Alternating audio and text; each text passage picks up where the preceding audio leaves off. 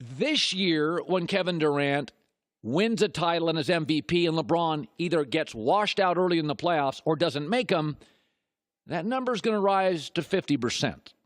Half the people are going to say, come on, LeBron can't make the playoffs. And this guy just won his third straight championship, finals MVP, and he will be third straight time. The number will rise to about half of you. And you will not go away. But that's not where the story ends. If Kevin Durant stays and wins a fourth straight title, and I believe the Warriors would, oh, then the number is no longer 10% or 25 or 50. The number leans toward Durant. And we have ourselves a second conversation beyond MJ and LeBron. And it becomes LeBron and Durant. And that argument will last forever.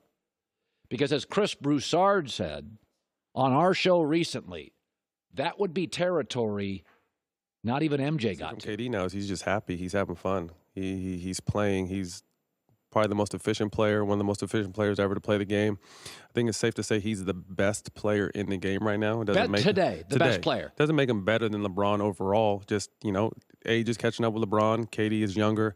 He's the best player in the game right now. Over the past 2 years, Kevin Durant has won back-to-back Finals MVP while beating LeBron James and the Cleveland Cavaliers both years. So after a while, the questions started to arise. If Durant is going up against LeBron every year, beating LeBron, outplaying him in the NBA Finals, is Durant actually better than LeBron James? Now, going into the season, I definitely had LeBron James still as the best player in the world and definitely better than Kevin Durant. But that all can change, depending on how the season ends, who wins the title, and where the Lakers are going to place in April means a lot. Now, currently, the Los Angeles Lakers are 11th in the Western Conference and 2 games under 500 with a 29-31 record. Now, let's just be fair and ask ourselves, is the injury that LeBron James suffered to his groin a huge reason to why the Lakers are not in the playoffs? Throughout the season as a whole, the Lakers were never a great defensive nor a great offensive team on the court. Now, since LeBron James has come back, they look even worse on defense as he himself is showing lack of effort on the defensive end as he is just standing around in the paint waiting for rebounds, not guarding the three-point shooter, and also letting defenders just blow right by him to the basket for easy buckets. Rondo had missed many games as well for about the same amount of time LeBron was out, and now Lonzo Ball is injured as you have Reggie Bullock as your starting point guard for the Lakers. So with all the injuries, can we really blame LA for missing the playoffs? And my answer is yes. I understand that the Lakers had some injuries that held them back a bit throughout the season already. Now, let me give a perfect example of a team that's been injured literally throughout the whole season and are still very well into the playoffs. From the start of the season, Chris Paul was injured, Clint Capella had missed time, Eric Gordon had missed time, and recently James Harden missed a game to the Warriors. And no one is giving them a pass for why they're 5th in the Western Conference. But guess what? They are 5th in the Western Conference. I know they had an amazing season last year and they were a 1st seed, but this year they had so many injuries and still are a 5th seed in the West. While the Lakers can't even make a playoff spot because LeBron missed 18 games, Rondo missed about 16, and Lonzo Ball is now out for a few games. So it's just something I don't understand. It's the NBA. It's basketball. It's a sport. Injuries happen. Just because you got your guys injured for a few games throughout the season doesn't mean you should completely miss the playoffs. It's not like LeBron missed the whole entire season, or it's not like he missed 40, 50, or 60 games. He missed 18 games, and everybody's using that as an excuse for why he's not going to make the playoffs. And I'm not buying it at all. I don't feel sorry. I don't feel sorry for LeBron, for the Lakers, for Luke Walton, for Magic. I really don't feel sorry for them because it's a team effort. Your team needs to win.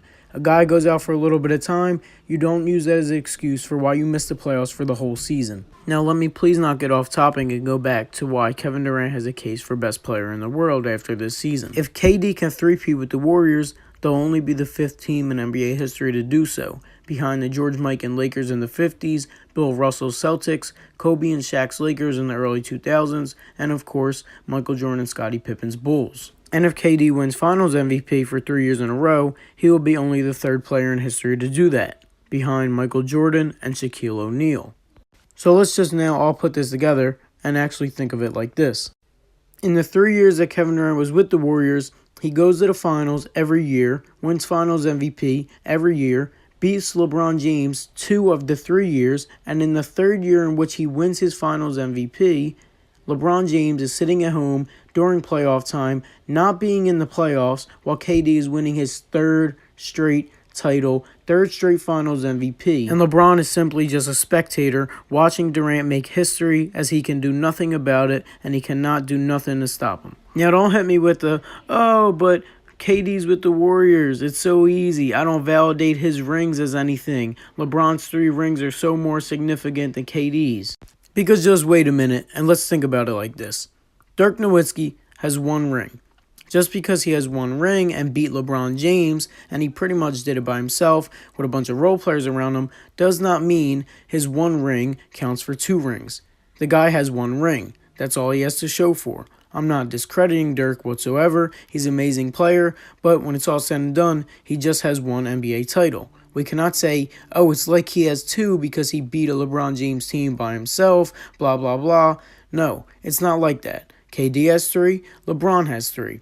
Yes, I'll admit, KD has been on a better team, and I mean, it's quite obvious, and it has been slightly easier for him to beat LeBron, but is he not going up against LeBron in the 2 years in which he won rings already? Did he not outplay LeBron in the 2 years? Has he not been finals MVP in the 2 years? And has he not been simply amazing for the past 2 seasons, easily gelling in with the Warriors, becoming a very good defensive player, a very good two-way player in the league, and still maintaining a very high scoring average of 28 points per game? And yeah, I understand. People are going to keep saying, oh, but it's the Warriors. He's with a better team. He has players around him, 5 All-Stars, all that. But guess what? It's not easy to gel in with a bunch of stars. It's hard for a star to go join a bunch of other star players and just wash away their ego and just completely care about winning. KD was a guy who once averaged 32 points for OKC. Now he's in Golden State, asked to be more unselfish. He's passing the ball more. He's actually committing to defense, and he's changing his game to play with other players. So I don't understand. People say, oh, it's easy. But look, it's not easy for star guys to go and join other star guys and just, adapt their game completely. I mean, it was a huge change for Durant, and he knew that going to Golden State. We can't just sit here and discredit them. I mean, it takes a lot of team chemistry to go to the finals year after year, be a good regular season team year after year, and actually go and win games and be unselfish at the end of games, especially when you need to close out. So, I mean, guys are going to sit here and discredit Durant, but I really don't understand it at all. He's on a winning basketball team, and it takes a lot to win. Just because you have good players doesn't mean you're automatically going to win. It takes a lot of team chemistry, a lot of teamwork to actually win a championship year after year after year.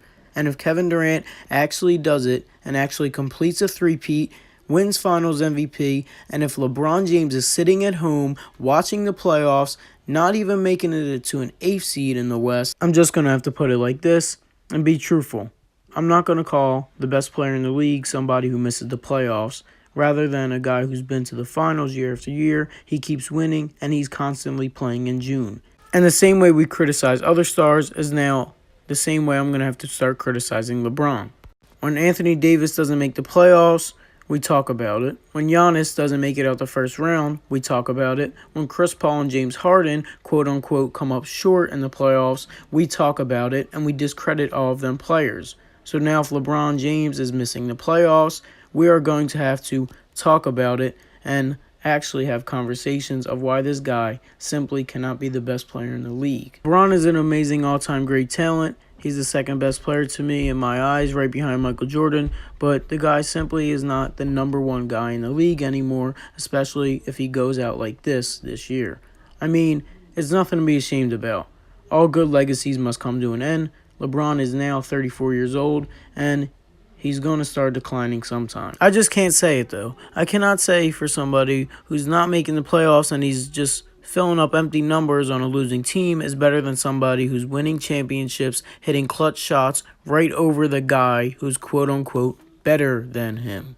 And I don't even want to hear the stats argument anymore of how LeBron James is a better player than Kevin Durant and how he's a better all-around player. Because KD only averages 2 less rebounds and 2 less assists as he's on a winning ball club and LeBron's on a losing team playing with a young core and role players. As Kevin Durant is playing with 4 other all-stars on his team, which is way harder to put up the stats that he's producing on a given night. And that pretty much just wraps it up. This is no hate towards LeBron. LeBron's a great all-time player, but it seems as if he's going to start declining pretty soon, as he's now playing for a team which is probably not going to be in the playoffs, and Kevin Durant is now winning championships and really hitting the peak of his career and seeing all of this success. No hate towards LeBron. He's a great player. He's had a great NBA career, but it's looked like his reign is over. And it now looks as if LeBron James is going to pass the torch over. Just like the end of every legend's career, how Jordan gave it to Kobe, Bird and Magic gave it to Jordan. I think it's now LeBron's time to give it to Kevin Durant, as he's seeing success and winning titles every year, in which LeBron is probably not going to be doing much of as he gets older and older later down the line in his career.